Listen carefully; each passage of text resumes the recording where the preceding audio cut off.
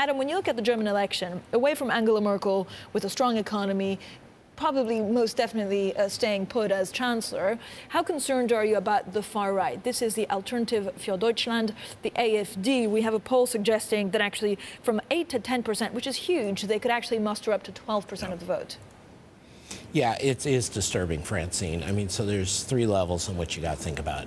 The first, just simply that there's that many people in Germany when things have been going so well economically, and they have peace and they have prosperity and they have Angela Merkel to lead them, that there's that many people who are so angry and racist, at least in some way. So that's disturbing. But second, we should keep that in perspective compared to National Front in France or other places.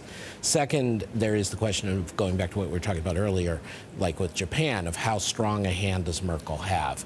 And so even though she's definitely going to win and she will have the largest bloc, whether she has an actual majority is another question. And if AfD is big, it's harder for her to make a deal with the other small parties to get the majority she needs. It may force you back towards another red-green coalition, or rather, red-black coalition. Right. And that's not great. I just want to go back to this, 10%, a possible 10% or more for a party which is almost extreme right. This must have an impact on Angela Merkel's policy for the future, or does it not?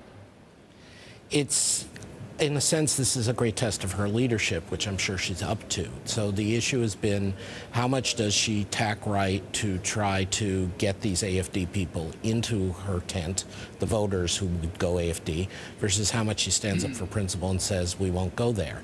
And I think if we get through this election, she's going to be more of the latter. She's going to be, as she's been throughout the campaign, saying, no, I did something morally right. Germany did something morally right with its stand on refugees and immigration. Germany's doing something morally right by standing up for the EU and leading the EU. And so once they voted AfD, she can write them off and say, okay, sorry, I'm not listening to you.